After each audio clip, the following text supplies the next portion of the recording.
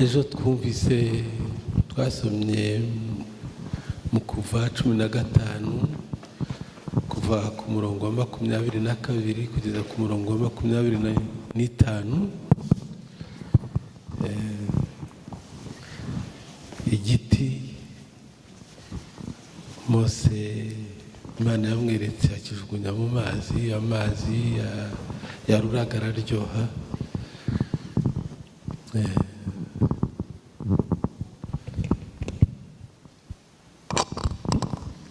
Amazi yaruraga araryoha. Twumvise ko iki giti cyerekana Yesu umira ibibi byacu akaduha ibyiza. Uyu munsi turasoma irindi jambo ritubwira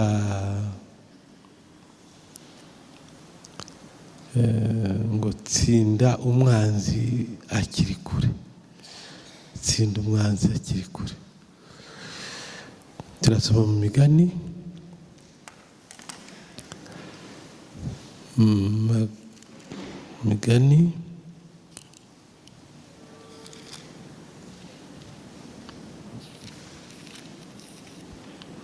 Imigani 27 umurongo wa 12. Imigani 27 umurongo wa 12, dusome mu izina rya Yesu. Umunyamakenga iyo abonye ibibi bije arabyikinga, ariko umuswa arakomeza akabijyamo akababazwa nabyo. Umunyamakenga iyo abonye ibibi bije arabyikinga, ariko umuswa arakomeza akababazwa nabyo. Amen.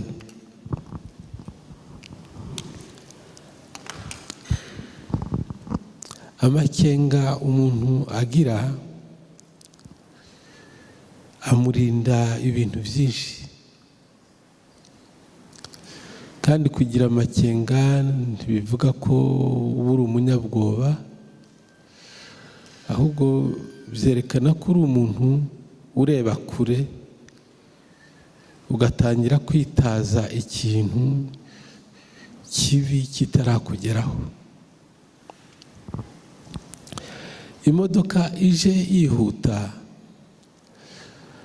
hanyuma ntuyihungire kure ikiri kure,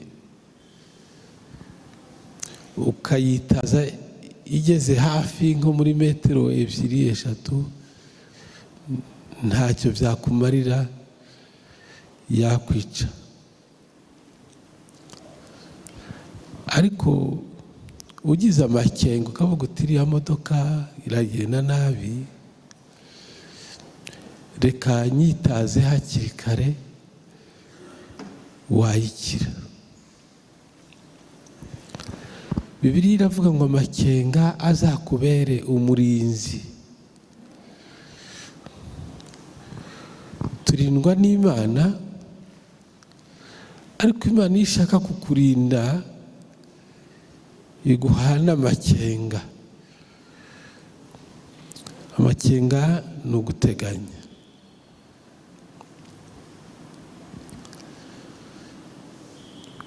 Uzi ko umuntu ari umwanzi wawe, hanyuma akakubwira ati jya imbere tugende, utagize amakenga ashobora kukwica.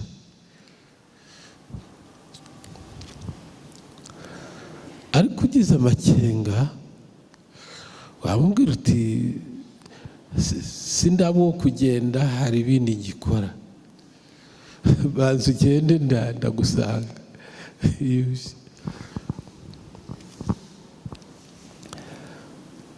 Nehemiya igihe yubakaga,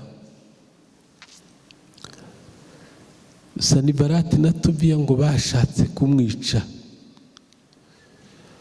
bamutumaho umuntu bati ngwino tubonane. Nawe akabatumaho ati ariko mfite umurimo nkora hano ukomeye, niba munkeneye nimusange hano. Urumva yari yamaze kumenya ko bashaka kumugirira nabi, agira amakenga. Ariko ntibivuga ko yari umunyabwoba, yari intwari, kandi yajyaga akora imirimo yose yo kubaka, yo kuyobora, ariko ngo n'intwaro ayifashe mu ntoki.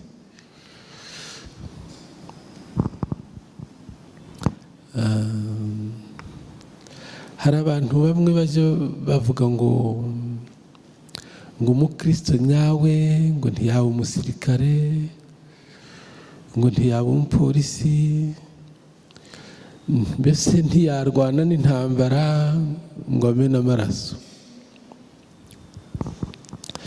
Umuntu avuze atyo, nanjye hari ikibazo namubaza nti mbese mu ijuru haba abasirikare cyangwa ntabahaba? Nkongera nkamubaza nti se mu ijuru habaye intambara cyangwa ntayahabaye? Ariko ngira ngo igisubizo namwe muracyumva. Uribaza se ngo Rusiferi n'ingabo ze bapfuye guhunga gusa bava mu ijuru? Habaye intambara, habaye intambara. Buriya cyakora nanone abantu twahamagawe mu buryo butandukanye.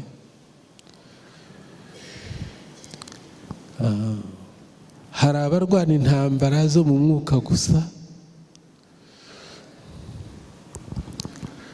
ariko hari n'abandi barwana iz'umubiri gusa. Nyamara hari n'abandi barwana iz'umubiri bakarwana n'iz'umwuka, byose bakabifatanya. Nabyo bibaho,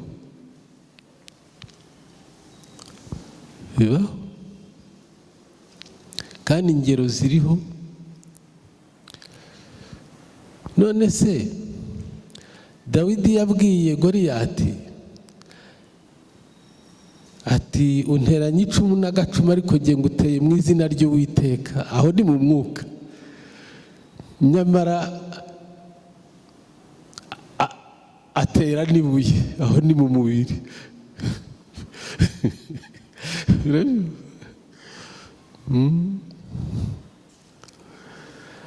Amaze kumutera ibuye ngo amwambura n'inkota ye yari afite, ngo ayimutemesha ijosi, amuca umutwe. Ntabwo yavuze gusa ngo mu izina ry'Uwiteka umutwe wawe ntucike. Oya, yarwanye mu mwuka ariko akoresha n'umubiri.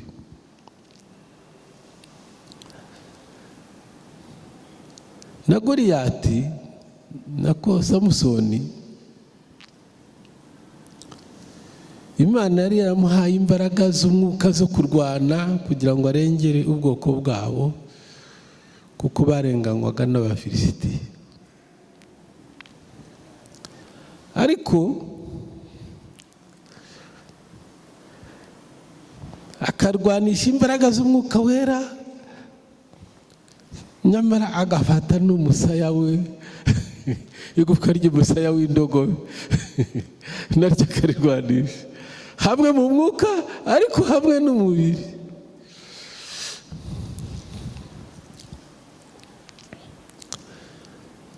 Ariko uje nibuka na Pawulo wavuze ati intwaro zacu si z'umubiri, si z'umubiri, ntiturwana n'inyama n'amaraso. Igihe bari bamugose abayuda bene wabo bashaka kumwica,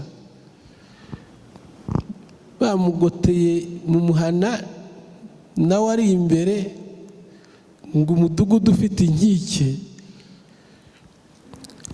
Baramubwiye bati rero abantu baragutegereje inyuma, ngo nusohoka bakwice. None nta kindi twakora ni ukugushyira mu gitebo tukagishyiraho imigozi, abasore b'imbaraga bakurira bakajya hejuru bakaguterura, wagera hejuru nawe ugakizwa n'amaguru.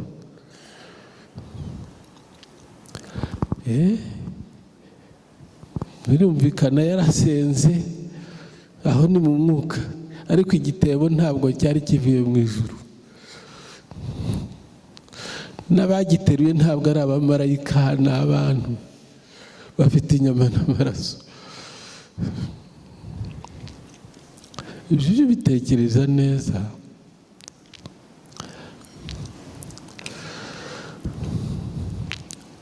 Umupasiteri umwe kera yahoze ari omoniye w'abasirikare, ari umupasiteri w'abasirikare kandi nawe ari umusirikare. Namubaza nti ariko igihe muri ya ntambara ya kera bavugaga ya Murere, igihe yabaga wari umupasiteri? Ati cyane, ati nari umupasiteri, nari omoniye w'abasirikare. Ubwo si iyo barwanaga nawe wararwanaga? Ati none se narasigaraga. Hanyuma se nka pasiteri warasa uwo muhanganye ukamwica, umutima ntugucira urubanza ngo wumve ko wishe umuntu? Ati nkabura gushima Imana imumpaye. Urumva rero hari ibintu bimwe abantu bavuga gusa by'amashyengo gusa aho ngaho, ariko bidashoboka.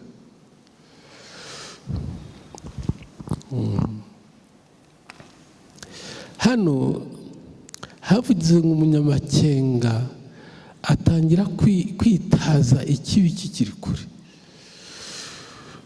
Mu buryo rero bw'amasengesho, kuko niho tuganisha kandi turasenga, turafata umwanya wo gusenga.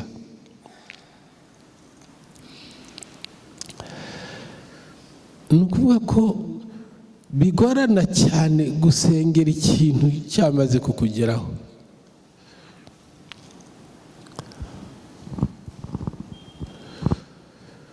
Umukobwa umwe naramubwiye nti ariko wakwitonze utazarwara sida wa mukobwa we.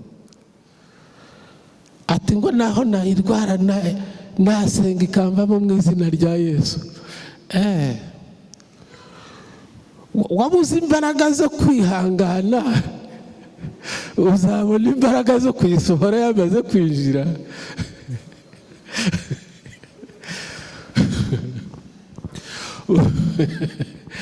Ibyo ni ukwibeshya cyane.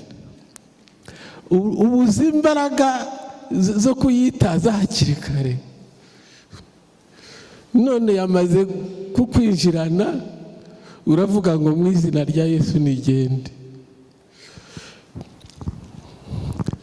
Ese uwo wayiguteye we kutavuze mu izina rya Yesu genda?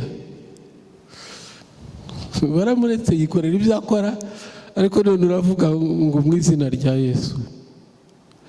Biragoye cyane. Birashoboka, ariko byashobora bake, byashobora bake cyane kugira ngo usengere ikintu cyamaze kwinjira. Ibyiza ni ukugira amakenga ukagisengera kitaraba. Umunyamakenga asengera ikintu kitaraba.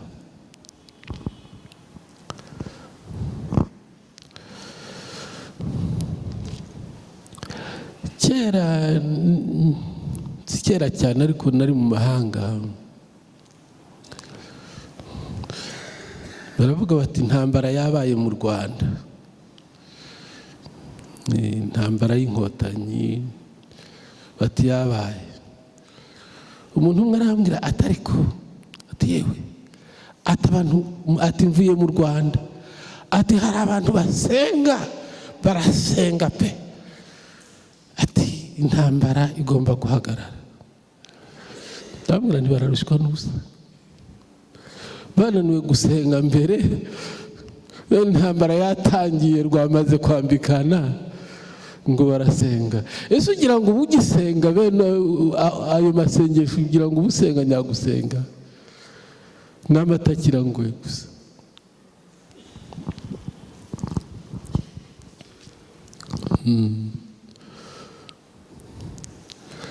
umusore umwe yarambwiye yakundanye n'umukobwa cyane, yemwe aho bari hose bagendana. Noneho ambwira ijambo ry'uburyarya, ibintu yamaze kurangiza aranyongorera adusengere Imana izantoraniriza umufasha. Wamaze kumwitoraniriza Imana urayishaka wiki kandi urumva ibintu yarabirangije. Niba yaribeshye nta kundi, isengesho ntacyo rigikoze. Se warabirangije none ngo Imana kandi n'ibyinjiremo. Bene masengesho ntabwo abaho. Ikintu cyiza cyane gifite akamaro ni ugushishoza ukavuga uti nkurikije uko ibintu mbibona intambara iratutumba, watangira gusenga.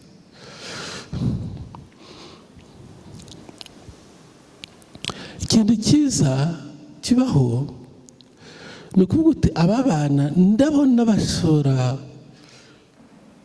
kuzahura n'ibisitaza hamwe n'abari abahungu simbizera, ugatangira kubisengera hakiri kare. None se inda igeze hari uti koma shetani uratunganya rwose uratunganya, unaniwe gusenga kare nta makenga wagize, none urasenga igihe cyamaze gutambuka.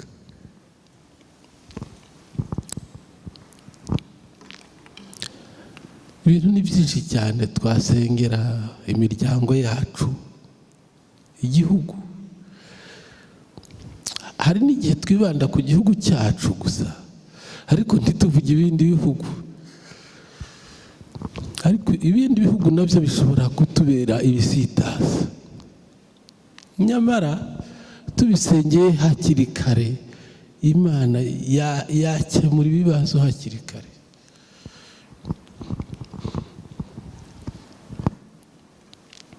Yabikemura hakiri kare. Ariko gusenga ikibazo cyabaye birakomeye cyane. Hari igihe Imana ishobora gukora igitangaza,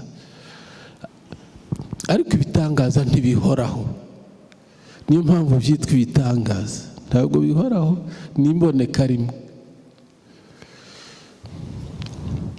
Iyo usomye no muri Bibiliya usanga abantu bamugaye, bakambakamba hasi, bahagurukijwe n'intumwa, usanga ari babiri gusa.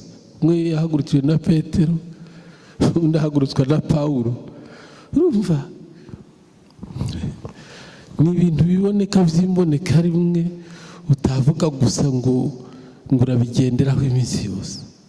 Ariko ikintu wagenderaho cyane ni ugusengera ikintu hakiri kare.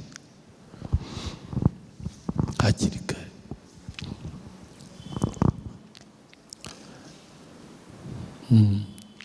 Utangiye kubona ko umuturanyi ari mubi, atari umuturanyi mwiza,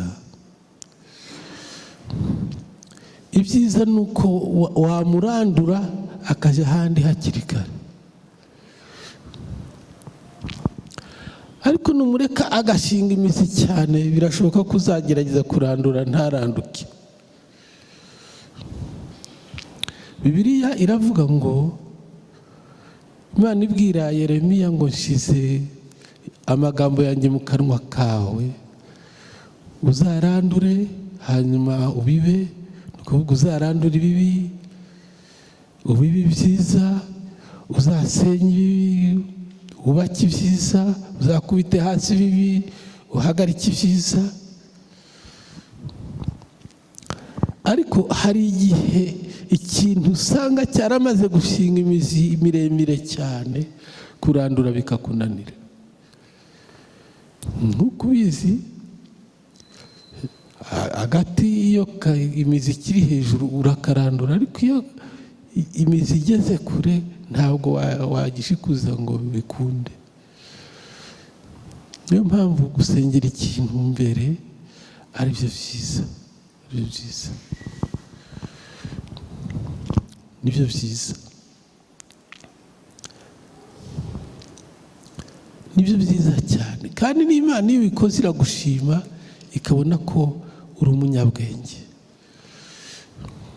umunsi umwe Yesu yaravuze atari ko atabana b'iyi si, ubwo yavugaga abatizera, ati barusha ubwenge cyane abana b'ubwami bw'Imana. ariko si ukuvuga ngo yashimye abo mu bwami bw'Imana, yabivugaga ababaye. ab'isi ko barusha abo mu bwami bw'Imana ubwenge, bikamubaza ati abo ko mbarambigisha ariko kuki batagira ubwenge nk'ubwabo ari? yabivuze ababaye, ntugire ngo yarabishimye.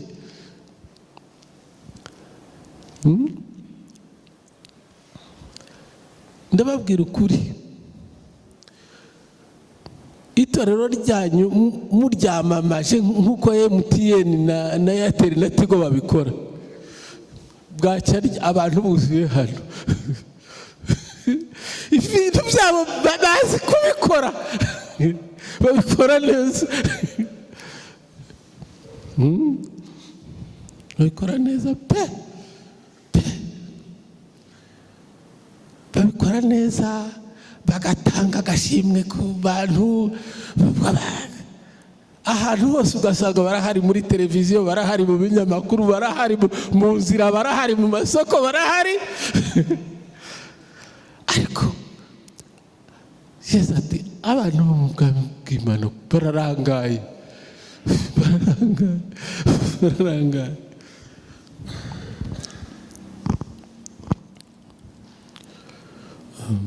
umuntu umwe yaravuze, ni umupasiteri, ati nta basirikare babi babaho nk'abasirikare ba Yesu hano ku isi. ati abandi basirikare ba leta tuvuge bagendera hamwe, bagakorera hamwe, ibintu byose ukabona bari hamwe bakumvikana cyane. ati naho aba Yesu bagahora mu matiku, bagahora mu matiku, bagapfa amaturo, bagapfa ibiki byose, ngaho. abo bantu bavuga ngo n'abasirikare nyabaki. Yesu turamubabaza cyane.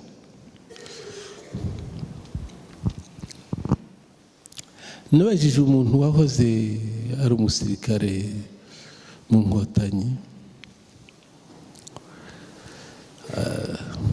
tuganira ibintu bya disipurine, arambwira ati iyo babatumye ahantu muri nk'abasirikare 6, umwe akaza, mwagaruka umwe akihuta akabasiga, mugasigara inyuma muri 5, ati arasika bakamufunga, namwe 5 mwasigaye bakabafunga. we bakamubaza bati wasize abandi kubera iki? namwe bakabaza bati yabasize mureba he?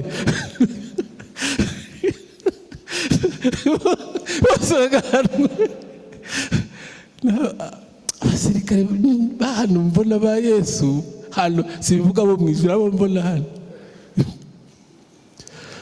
amatiku gusa, amatiku gusa.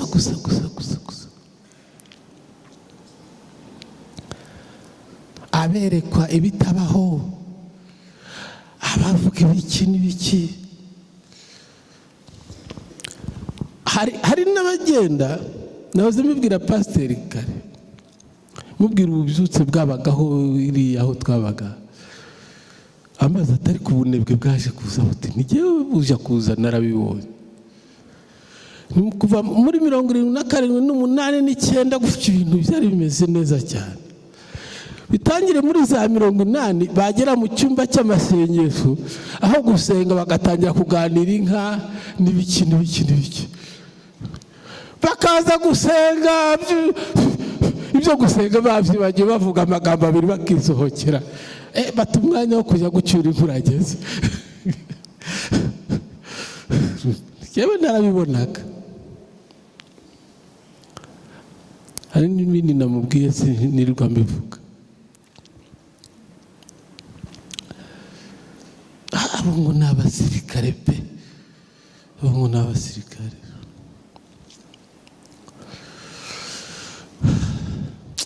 Yesu turamubabaza.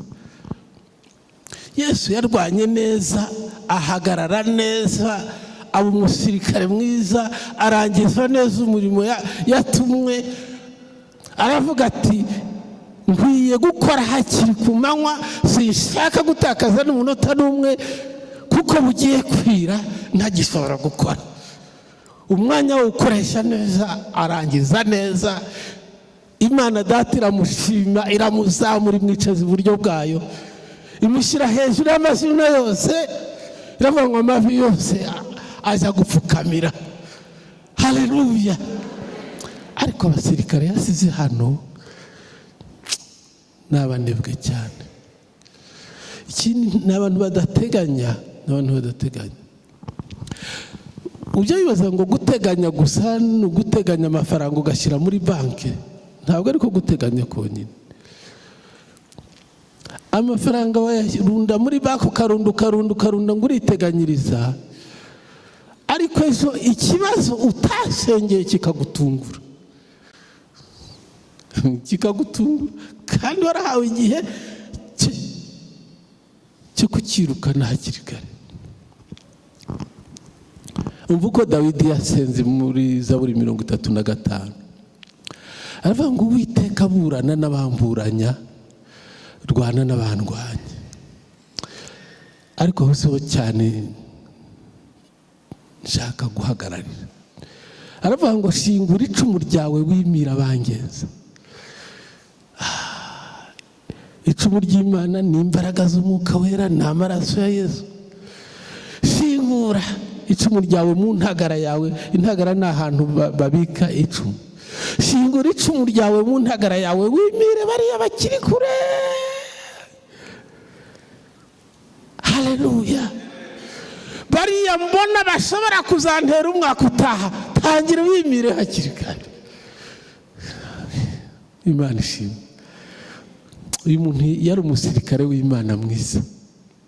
Yari umusirikare ureba kure. Yari umusirikare ureba kure.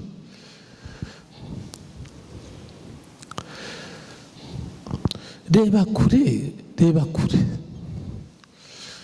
Kandi wowe kwirebaho gusa, urebe n'abandi, urebe n'igihugu, urebe n'ibindi bihugu.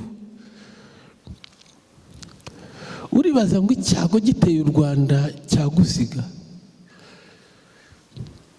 Ntabwo cyagusiga. Niyo cyatera Kongo nawe cyakugeraho, niyo cyatera Burundi cyakugeraho, niyo cyatera Uganda cyakugeraho.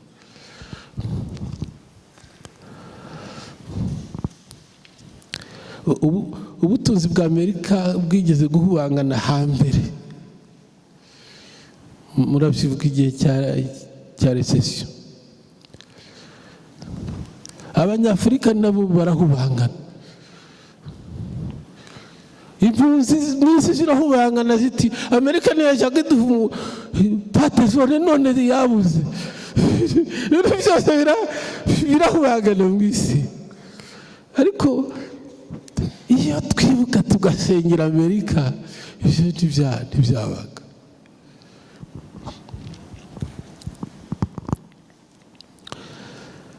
Mu mwaka w'ibihumbi 2015 ndibuka baza hari mu kwezi kwa 11, habaye amatora muri Irlande y'Amajyaruguru. Amatora y'akamarampaka yandi y'abaturage bose yo kwemeza ngo leta yemeza itegeko ry'ibitinganyi, abagabo ku bagabo, abagore ku bagore, bibitegeko bajye bashyingirwa ku mugaragaro, umugore ku wundi, umugabo ku wundi.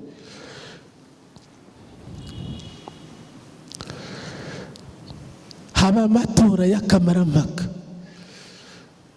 Ababyemeye babishimye baba 63%. ababigaye baba 27 baratsindwa. Nahoze numva muri radio abantu bavuza induru z'ibyishimo ngo batsinze ngo batsinze, naho batsinzwe. Umuntu akanezezwa nuko yatsindiye kujya mu muriro utazima ngo yatsinze.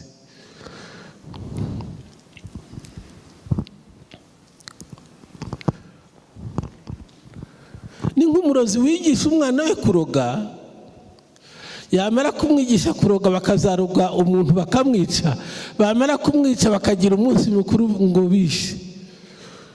Umunsi mukuru wowe wigishije umwana kujya mu muriro, none uragira umunsi mukuru. Umujyanye mu muriro, umuyoboye inzira iyo kujya mu muriro utazima, none nguri mu munsi mukuru. Byo ni ubwenge buke. Iyo mibare sinjya nyumva.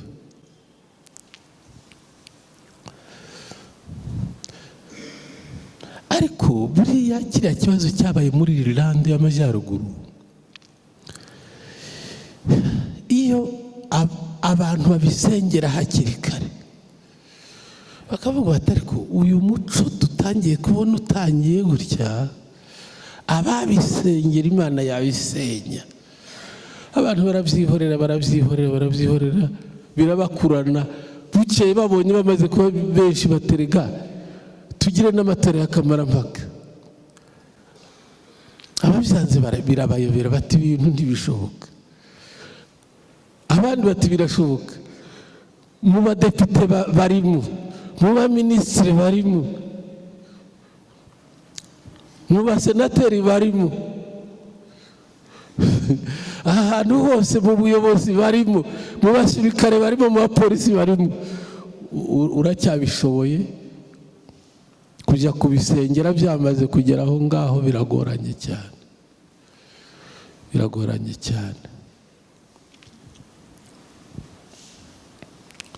Biragoye cyane cyane cyane. Ibintu biba byamaze kononekara. Nibyo Yesu yavuze ngo umunyu wamaze kuja hasi ugahinduka igitaka, ukavanga n'igitaka kongera, ntibyagukundira kongera kuhindura umunyu. Ibintu warabiretse birononekara, wanga kubisengera hakiri kare. Hagarara rero ubona ingaruka zabyo. Komera rero, komera.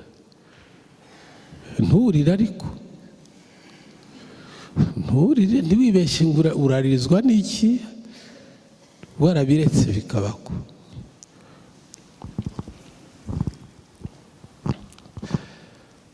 Mu bihugu bimwe byitwa ko ari byo bikomeye, byitwa ko ari byo bifite amajyambere, uko umwana umukojeje urwara baraguhana ndetse bashobora no kumutwara. Nyamara Bibiliya iravuga ngo umwana we ntukamurinde umunyafu, ariko ujye umukubita ahantu hari inyama ibyibushye, ntugakubite ku igufwa.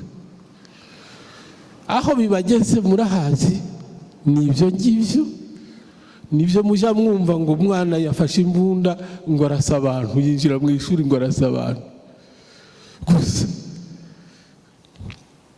Gusa yahindutse ikintu cy'ikigenge, aranywa ibiyobyabwenge, bati ni uburenganzira bwe. Nasomye igitabo kivuga demokarasi mperutse kugisoma muri biblioteke hari ku Kacyiru, kivuga demokarasi. Baratwigisha ngo demokarasi ni ubutegetsi bw'abaturage bushyirwaho n'abaturage bugakorera abaturage.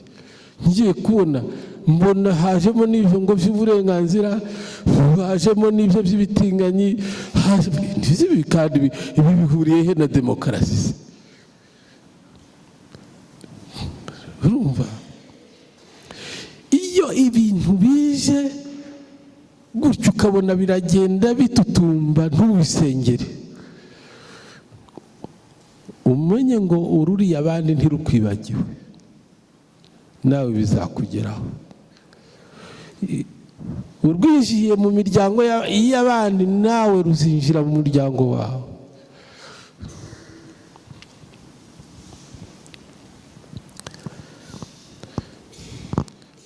Gucyaha gusa ntibishoboka, ntabwo bibaho. Hari ababyeyi bazi kurera neza cyane, bazi kwigisha abana neza, yewe bakoresha n'inkoni, ariko bikananirana kuko bibagiwe ikintu cyangombwa ari cyo gusenga mbere y'igihe.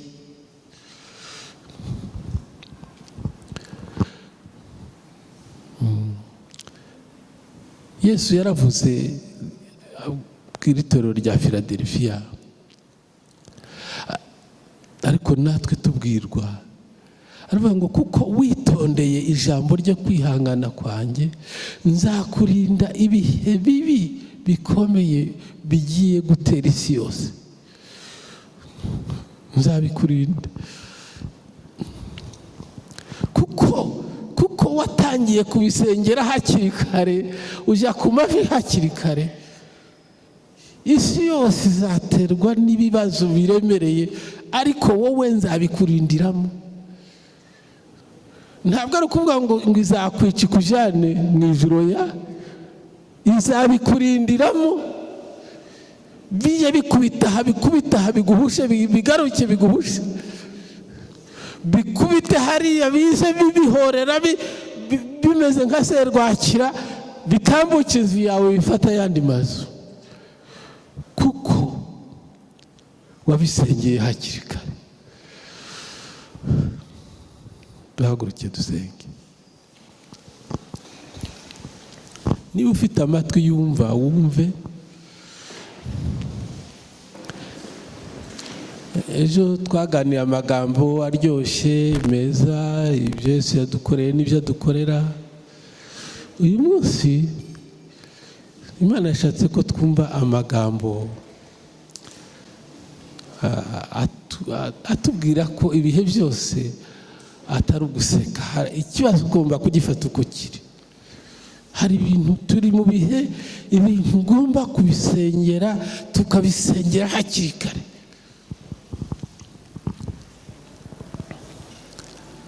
Niyumviye jyenyine Madame Clinton avuga ngo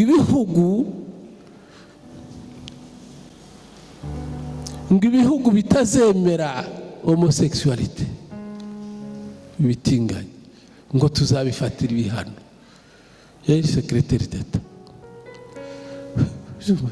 Ariko se iyo bavuze ngo ibihugu bitazabyemera bazabifatira ibihano, ntabwo baba bavuga Uburusiya, ntibaba bavuga Ubushinwa, ntibaba bavuga Ubuhinde, abo bamaze gukataza. Bavuga twebwe Abanyafurika abahora bateze amaboko ngo nimudufashe, ngo ubyemere niwanga nta pate jaune.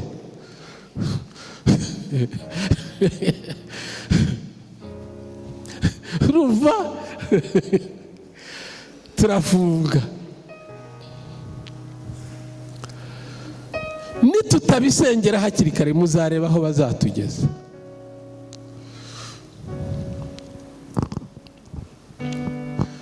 Ubure gusengera ubukene, ubwirukane hakiri kare, hanyuma ejo uzavuge Mana ndaburaye. Uraburaye nyine. Ifunguro ridutungure, duhenone. Ariko usega hakiri kare, ntabwo wakwirirwa uvuga ngo ifunguro rya none rirahari, uzaba urifite ry'umwaka n'ury'utaha. Ifunguro rya none, iryo sengesho rivuga kuko wararangaye, wibagirwa kubwira Imana ikibazo hakiri kare.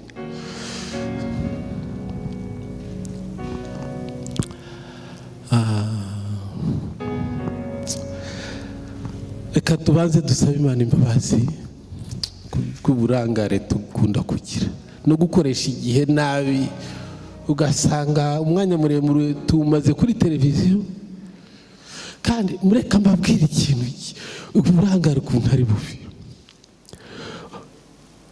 Wicara kuri televiziyo gutyo ukareba ukabona biraryoshye, bwacya ukibagirwa ibyo wabonye. Nukuri ubumenyi ibyo nabonye ejo sinabikubwira. Ariko ukongera ukayija imbere kuyireba akanya gato ntabwo ari bibi. Ariko hari abayirirwaho, hari n'abandi basoma ibinyamakuru bipfuye aho ngaho, ibitabo bipfuye bidafite aho bikujyana. Uyu munsi muri uyu mugoroba Imana iduhaye, mureke dusengera ibibazo bifatika. Ntitwabisengera byose ngo tubirangize. Turasengera imiryango, turasengera igihugu, dusengere n'ibindi bihugu, turasengera abayobozi b'ibihugu. Bariya abayobozi bakomeza kuducunda badafite aho batujyana, bagukubita aho bakugarura, bagukubita aho bakugarura, bagende baranduke, bagende. Imana ibahe ubwenge bwo gukora neza, cyangwa ibakure mu kazi, cyangwa bihangira imirimo.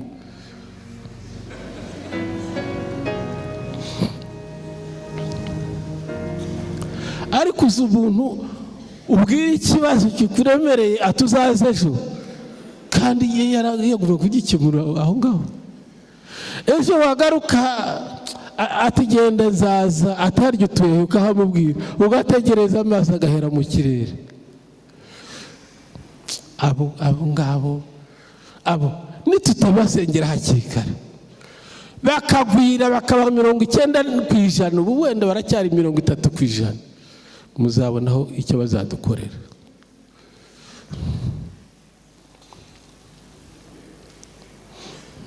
Muzabona icyo bazadukorera pe.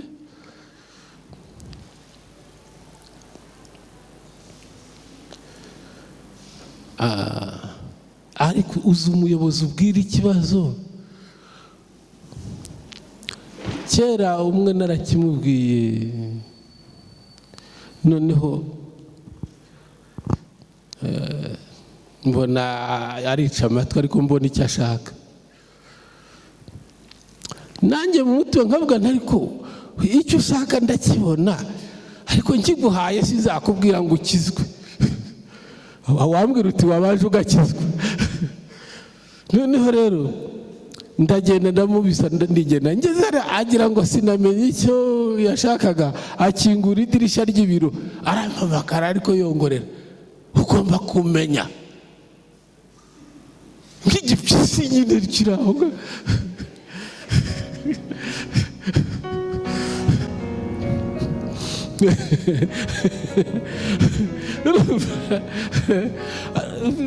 Abo bagende mu izina rya Yesu, kuko nibatubana benshi ntabwo tuzabakira pe, ntabwo tuzabakira.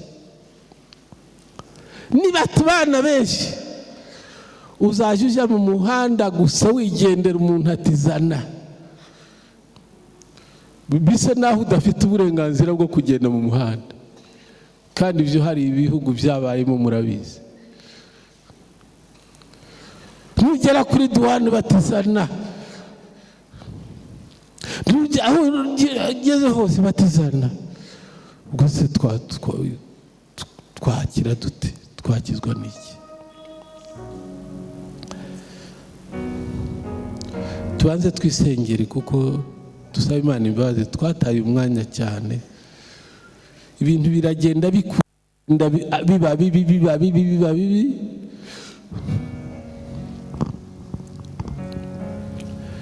Umukobwa mwiza pe, mwiza rwose. Muzi ko mu Rwanda tugira abakobwa beza. Ukamaze ibintu byo gukurura ingoyi ukazigeza ibi bintu wasize ku munwa no ku nzara, no kugira ngo zise neza. Kumbona se ahubwo arizo zasaga neza, none ukaba wazanduje. Ntabyumva. Ariko mureke bibe, twararangaye. Iyo tubisengera mbere tukavuga tuti mureke urubyiruko ruyoborwe n'Umwuka Wera, tukabivuga mbere, ntabwo byagera aho ngaho. ibyo ni ibintu bito, ariko impamvu ituma babikora namwe murayibona. hari impamvu ituma babikora. Jewe sindeba cyane ngo yasize ibintu, ariko njye ndareba kuki ko ari mwiza. Iki ubwiza bundashaka no kugira bite. Impamvu bigaragara ni nko gucira bariya bandi nabo bameze nkawe b'abagabo, nko kubacira amarenga ati ntimuntinye, ntimwikandagire, ntabwo ngoranye.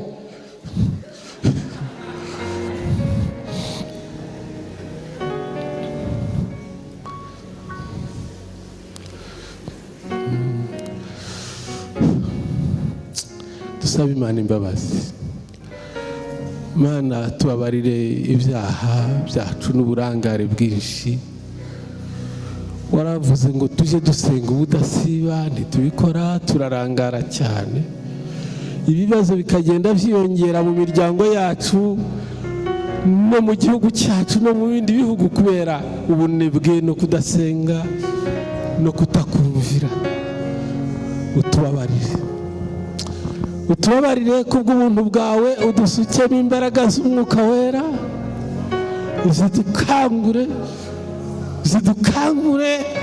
zidukangure tumenye icyo dukwiye gukora, tumbe abantu bakunda amasengesho,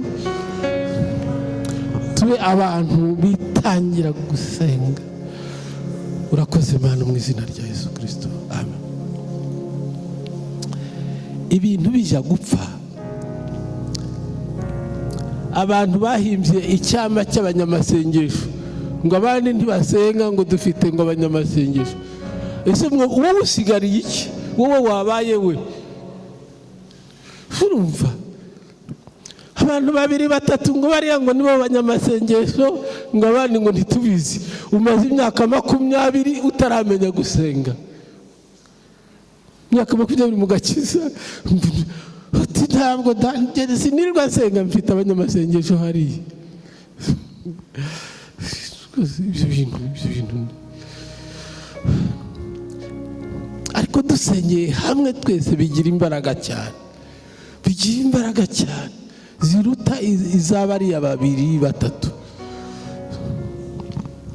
Vuga uti mu izina rya Yesu Kristo, amaraso ya Yesu anyuhagire, kandi imbaraga z'Umwuka Wera zinjire muri jye, zinkure mu bunebwe, zinkure mu bujiji, zinkure mu burangare. Kuva none ntangire gusengera ibintu bitandukanye, kandi naguke nsengera igihugu cyacu n'ibindi bihugu mu izina rya Yesu Kristo. Dusengera abayobozi b'igihugu mu izina rya Yesu Kristo. Abayobozi b'igihugu cyacu badakora inshingano zabo, batitaye kubo bayoboye, baranduke bave muri iriya mirimo, bajye kwihangira imirimo, bave mu buyobozi mu izina rya Yesu Kristo. Vuga ngo bave mu buyobozi. Abayobozi barya ruswa bave mu buyobozi. N'abayobozi b'ibihugu bidukikije barya ruswa bave mu buyobozi mu izina rya Yesu Kristo. Umwuka mubi w'ubusambanyi, umwuka w'ubutinganyi, umwuka w'ubujiji, umwuka wo gukurikira isi, umwuka wo kuyoba, turawubashye mu izina rya Yesu Kristo, tuwohereje ikuzimu. Umwuka wo kuturangaza turawubashye mu izina rya Yesu Kristo, tuwohereje ikuzimu mu izina rya Yesu. Bibiliya iravuga ngo abatizera ngo nuko umwuka w'umwijima wahumye imitima yabo, ngo kugira ngo umucyo w'ubutumwa bwiza utabatambikira. noneho wowe ukarenganya abantu ngo kuki batizera Yesu, nyamara wowe wararataye inshingano zawe zo kubakuraho uwo mwuka uhuma imitima, amaso y'imitima yabo. Buguti mu izina rya Yesu Kristo, umwuka wo kutizera urekure amaso y'imitima y'abatizera ubutumwa bwiza, maze bakira ijambo ry'Imana, barikunde, bizere umwami Yesu Kristo kandi bamukorere mu izina rya Yesu Kristo. Iri sengesho uje uhora urisenga, ntukavuge ngo wararisenze rimwe gusa. Oya, hozaho. Bibiliya avuga ngo gusenga k'umukiranutsi ntiguhagije iyo atagira umwete, kugira icyo gukora iyo agize umwete. Eliya yabwiye umugaragu we ati genda urebe mu mazi niba hari agacu ubona. Aragaruka ati ntako mbonye. Ati subirayo. Ati ntako mbonye. Ati subirayo. Ubwa karindwi ati mbonye agacu kangana n'ikiganza. Ati imvura rero igiye kugwa. Urumva, ntabwo byabaye rimwe, yaraseze biranga, arongera biranga.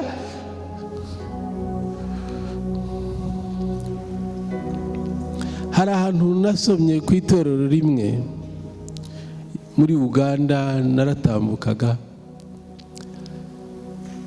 ndabivuga uko byanditse, ndabisobanura.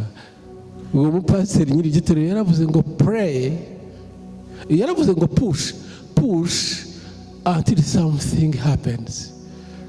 Ngo komeza usunike kugeza igihe hari ikintu kiza kuba. Push ni gusunika. Ngwino hano nkwereke. Ndasunitse uranze, ndonye ndasunitse, ariko ngezaho birakunda. Ngo komeza usunike kugeza igihe hari ikintu kiza gukoreka. Haleluya.